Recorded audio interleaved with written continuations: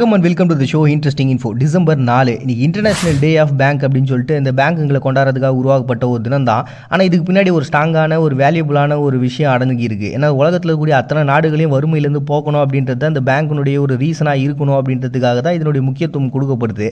And இன்றைக்கி உலகத்தில் இருக்கக்கூடிய எல்லா வங்கிகளை பற்றியும் நம்ம தெரிஞ்சுக்கணும்னா முதல்ல உலக வங்கினா என்னன்றதை பார்த்தோன்னா எல்லாத்துக்கும் நம்ம விஷயம் என்னன்றது புரிஞ்சிடும். 1944 உலக வங்கியை முறையாக ஓப்பன் பண்ணுறாங்க. அது தொடர்ந்து இந்த வேர்ல்டு வார்லாம் முடிஞ்சதுக்கப்புறம் 1946 ஐரோப்பா, ஜப்பான் இவங்க நாடுகளினுடைய வளர்ச்சிக்காக தான் இந்த பேங்க்ன்றது இயங்க ஆரம்பிச்சது. அதில் பார்த்தீங்கன்னா கிட்டத்தட்ட 38 உறுப்பினர்கள் இருந்தாங்க. ஆனால் இப்போ அதில் 187 உறுப்பினர்கள் இருக்காங்க. சரி, இந்த உலக வங்கிக்கு எப்படி தான் பணம் வருது அப்படின்னா 187 நாடுகள் இருக்குல்ல, இங்கே நடக்கக்கூடிய அந்த பண பரிவர்த்தனைகள், அதில் வரக்கூடிய வட்டி இதெல்லாம் தான் அவங்களுக்கு போகுது. அவ்வளோ பணம் அவங்ககிட்ட வச்சுட்டு இருக்காங்க. ஸோ அந்த பணத்தை என்ன பண்ணுறாங்க அப்படின்னா இந்த வளரும் நாடுகள் இல்லாட்டி எந்த நாடு பைசா கேட்குறாங்களோ அவங்க கொடுக்குறாங்க. சரி, எந்த நாடு யார் போய் கேட்டாலும் கடன் கொடுத்துருவாங்கன்னா கண்டிப்பாக கிடையாது. எந்த நாட்டினுடைய பொருளாதாரம் அதிகமாக இருக்கும் அவங்களுடைய பொருளாதாரத்துக்கு ஏற்ற மாதிரி தான் ஒரு கடன் இருக்கும். இப்போ ஏழ்மை நிலையில் இருக்கக்கூடிய ஒரு நாடு போய் கடன் கேட்டாங்கன்னா கொடுக்க மாட்டாங்க. அப்போ அவங்களுக்கு என்ன மாதிரியான கடன் கொடுக்கப்படும் அப்படின்னா இந்த வறுமை, அப்புறம் உணவு, விடை, இருப்பிடம், கல்வி, இந்த மாதிரி பேசிக்காக இருக்கக்கூடிய சில விஷயங்களுக்காக மட்டும்தான் அவங்களுக்கு கடனை கொடுக்குறாங்க. அண்டு இந்த ஒரு எந்த அளவுக்கு நம்ம கடன் வாங்குகிறோம் அப்படின்னா அந்த அளவுக்கு ஒரு பெரிய பொருளாதாரத்தில் பெரிய ஆளாக இருக்கணும். அப்போது இந்த நாட்டிலேயே பெரிய ஆள் அப்படின்னா அவங்க பெரிய கடனாளியாக இருக்கணும். அப்படி தான் இருக்கிறாங்க. ஸோ ஃபஸ்ட்டு இடத்துல பார்த்தீங்கன்னா அமெரிக்கா இருக்குது. கிட்டத்தட்ட $33,229 பில்லியன் அவங்க வச்சிருக்கிறாங்க கடனாக. அடுத்ததாக பார்த்தீங்கன்னா சைனா $14,692 பில்லியன் வச்சுருக்கிறாங்க. ஜப்பான் அடுத்ததாக இருக்குது 3,464. நம்ம 7வது இடத்துல இருக்கிறோம். அண்ட் இதில் பார்த்தீங்கன்னா ஒரு பெரிய சர்ச்சைக்குரிய விஷயங்களாக இருக்கிறது. எப்பவுமே இதனுடைய தலைவராக அமெரிக்கா சார்ந்தவங்களாம் இருப்பாங்க. அதே மாதிரி நாணயத்தினுடைய தலைவர்கள் ஐரோப்பாவை சார்ந்தவங்க மட்டும் தான் இருப்பாங்க. இது ஒரு பெரிய சர்ச்சை. இந்த மாதிரி உங்களுக்கு நீங்களே ஒரு தலைவராக இருந்துக்கிட்டு நீங்களே உங்களுக்கு கடன் கொடுத்துனுக்கிறது நியாயமா அப்படின்ற மாதிரி சர்ச்சைகள்ன்றது எப்பவுமே இருந்துகிட்டு தான் இருக்குது. ஸோ இப்படி ஒரு வங்கி அப்படின்றது கடன் கொடுக்குறாங்க. அந்த கடன் மூலமாக அந்த நாடு டெவலப் ஆகுதா அப்படின்றத பார்த்துட்டு அந்த டெவலப்மெண்டேஷனை பேஸாக வச்சு அதுக்கப்புறம் அதுலேருந்து வட்டி வாங்கி மறுபடியும் அவங்களுக்கு கடன் கொடுக்குறது இப்படின்னு தொடர்ந்து நடந்துகிட்டு இருக்கு.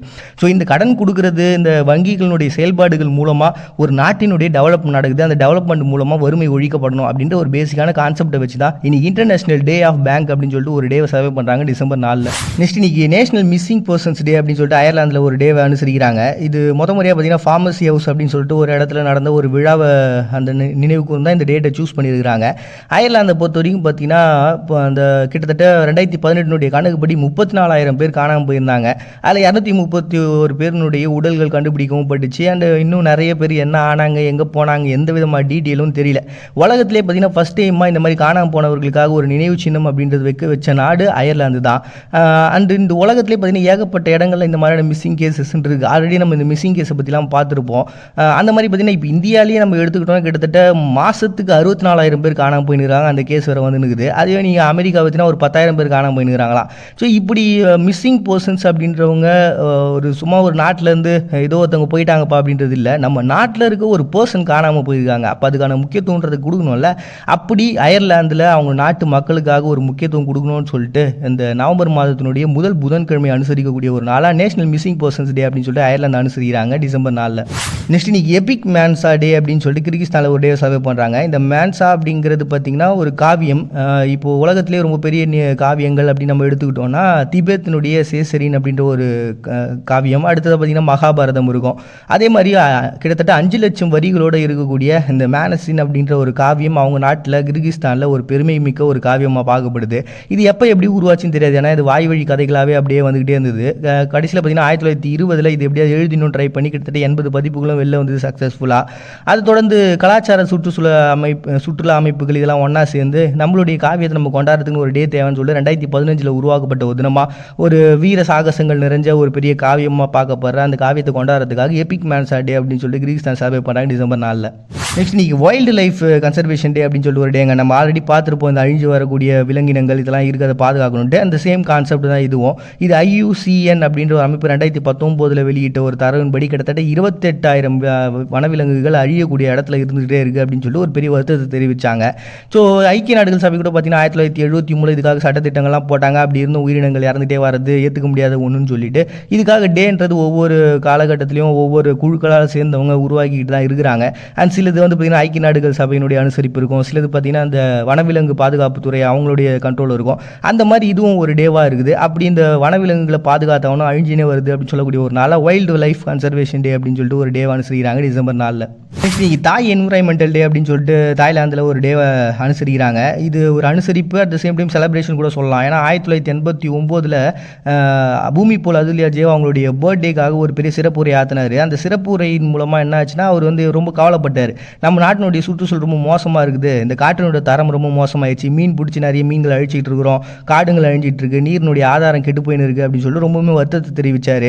அவருடைய அந்த ஒரு சிறந்த ஸ்பீச் அப்படின்றது மக்களுக்கு ஒரு கவலையை உருவாக்க ஆரம்பித்து அவங்க என்ன பண்ணிட்டாங்க, அவர் பேசின அந்த பேச்சுக்காக நம்ம எதனா பண்ணணும்னு சொல்லிட்டு இந்த மரம் நடுறது, சுற்றுச்சூழலை பாதுகாக்கிறதுக்கான நடவடிக்கைகள் சொல்லிட்டு நிறைய ஆர்கனைசேஷன் உருவாக்கி 2002 உருவாக்கப்பட்ட ஒரு தினமாக தான் இன்னைக்கு தாய் என்விரான்மெண்டல் டே அப்படின்னு சொல்லிட்டு இந்த பூமி போல் அதுல்யா ஜேவ் அவர்களுடைய அந்த ஸ்பீச்சை முதன்மையாக வச்சு உருவாக்கப்பட்ட ஒரு தினமாக இன்னைக்கு அனுசரிக்கிறாங்க டிசம்பர் 4. நெக்ஸ்ட் இன்னைக்கு கம்ப்யூட்டர் சயின்ஸ் டேவை ரஷ்யா செலிப்ரேட் பண்ணுறாங்க. ரஷ்யாவை பொறுத்த வரைக்கும் பார்த்தீங்கன்னா ஆலன் டூரிங் அப்படின்ற ஒரு பர்சன் 1936 ஒரு நவீன கால்குலேட்டர், அது நவீன கம்ப்யூட்டர் அப்படின்னு சொல்லலாம். ஏன்னா அந்த காலகட்டத்தில் முதல்ல கம்ப்யூட்டர் கால்குலேஷன் உருவாக்குறதாக முதல்ல உருவாக்குனாங்க. ஸோ அப்படிப்பட்ட ஒரு கம்ப்யூட்டர் அவர் ஸ்டார்ட் பண்ணார். அதை தொடர்ந்து பார்த்தீங்கன்னா ஜார்ஜ் ராபர்ட் ஸ்டிஃபிட்ஸ் அப்படின்ற ஒரு பர்சன் தான் ஃபஸ்ட் டைம் டிஜிட்டல் அப்படின்ற ஒரு வார்த்தையும் யூஸ் பண்ணார். இந்த சமயங்கள்லேயே பார்த்தீங்கன்னா கோலோசஸ் அப்படின்ற ஒரு கம்ப்யூட்டர், இதுதான் ஃபஸ்ட்டு டிஜிட்டல் கம்ப்யூட்டர். பட் ஆனால் அது அந்த சமயத்தில் அந்த போர்கள்லாம் நடந்துட்டு இருந்ததில்ல. ஸோ அப்போ ஜெர்மன் என்ன பண்ணிட்டாங்க, இதனுடைய கண்டுபிடிப்பே மறைச்சி வச்சிட்டாங்க. ஸோ அதனால் உலகத்தினுடைய முதல் கம்ப்யூட்டர் அப்படின்னு நம்ம பார்த்தோன்னா 1945 இனியாக் அப்படின்ற கம்ப்யூட்டர் அமெரிக்கா உருவாகினது தான். இப்படி ஒன்று உருவாக்கிட்டாங்களேன்னு சொல்லிட்டு ரஷ்யா என்ன பண்ணிட்டாங்க, அதுக்கு ஆப்போசிட்டாக நம்ம கண்டிப்பாக சீக்கிரம் உருவாக்கணும்னு சொல்லிட்டு ஐசக் ஃபரூக், பஷீர் ராமிஸ் அப்படின்ற ஒரு பர்சனுடைய இணைப்பினால அவங்களுடைய கூட்டினுடைய முயற்சியால் BESM-1 அப்படின்னு சொல்லிட்டு ஒரு கணினி 1952 முடிக்கிறாங்க. ஸோ அப்படி முடிக்கப்பட்டு அப்படி அவங்களுக்கான ஒரு கணினியை உருவாக்குனது அந்த டிஜிட்டல் முறையில் உருவாக்கப்பட்ட அந்த கம்ப்யூட்டர் கொண்டாடணுன்றதுக்காகவும் அண்ட் இன்னைக்கு அதன் துறையை கொண்டாடணுன்றதுக்காக உருவாக்கப்பட்டது மாதிரி நீங்கள் கம்ப்யூட்டர் சயின்ஸ் டே அப்படின்னு சொல்லிட்டு ரஷ்யா செலிப்ரேட் பண்ணுறாங்க.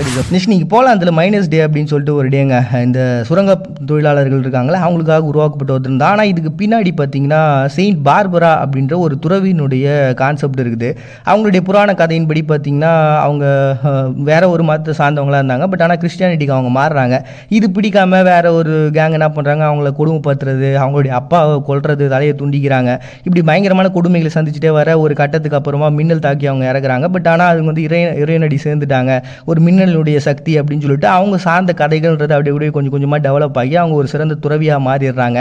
இப்படிப்பட்ட ஒரு பர்சனை கொண்டாடுறது அப்படின்றது பார்த்தீங்கன்னா இந்த நாட்டில் மட்டும் கிடையாது. இது துருக்கி, லெபனானு, சிரியான்னு சொல்லிட்டு பல நாடுகளில் இந்த டேல ஒரு பயங்கரமான செலிப்ரேஷன் இருக்குது. And at the same time இவங்க ஒரு மின்னல் சம்மந்தப்பட்ட ஒரு கதைகள்லாம் வரதுனால இவங்க ஒரு கடவுளாக, அது அந்த சுரங்கம், அப்புறம் இந்த இராணுவம், இந்த மாதிரியான பர்சன்ஸ்க்கான கடவுள்.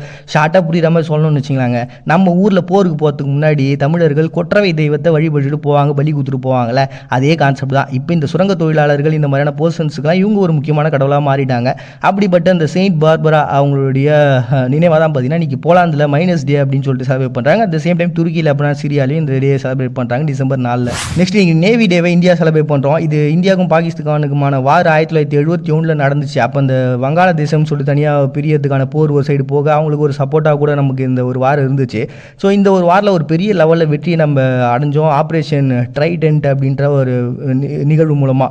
ஸோ இந்த ஒரு வெற்றின்றது நம்மளுடைய நேவி, நம்மளுடைய கடற்படைக்கான ஒரு மிகப்பெரிய வலிமை என்னன்றதை உலகத்துக்கு காமிச்ச ஒரு நாளாக பார்க்கப்படுது. ஸோ முதல்ல அந்த வான்வழி தாக்குதல் மூலமாக ஆரம்பித்த அந்த போர் கடைசியாக ஒரு பெரிய வெற்றி அடைய விசாகப்பட்டினத்தில் அது ஒரு பெரிய லெவலில் செலிப்ரேஷனாக போக ஆரம்பிச்சுது.